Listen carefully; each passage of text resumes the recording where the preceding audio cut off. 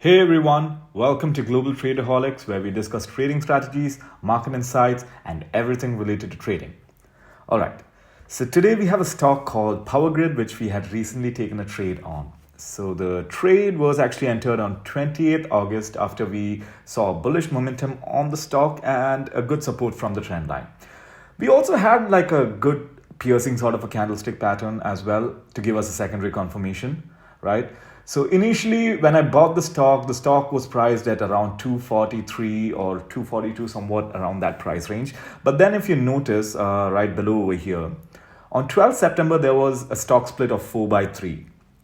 So when a stock split actually happens, we can expect a bit of volatility on that day, as you can see by this huge red candle.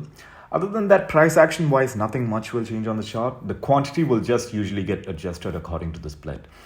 So we held on to the stock till the 20th of September and exited. I actually exited the stock when I saw a reversal candle. I think it was on the 1 hour time frame.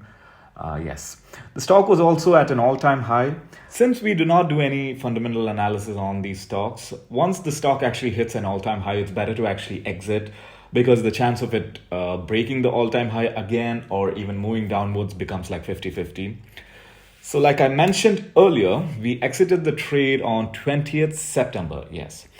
Another reason actually also is that I saw a channel pattern which was forming where the price was bouncing off. So after our exit right here, you can see that there's a bit of selling pressure going on. There could be a chance that it comes to the trend line and bounces off again, depending on situations at that time. I might re-enter this trade. So we captured around 11 to 12% with a risk reward ratio of 1:5. And overall, it was a very good trade.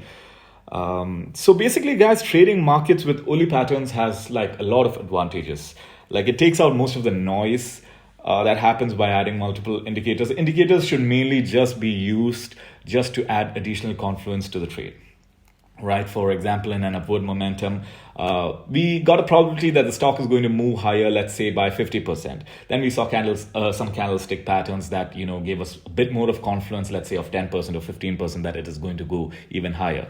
Then let's say we add like a couple of moving averages or MACD or RSI or any other indicator that you're familiar with, and we get another 10 to 15% saying that the stock will move up as well.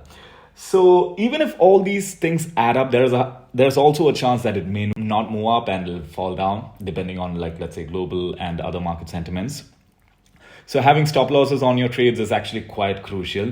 You don't want to end up becoming an investor and holding these stocks for 1 year or 2 year period, because since I mentioned before, we are not doing any fundamental analysis on these stocks. We're just looking to get around 10% or let's say 15%. Max to max, we want like maybe a 20% on most trades.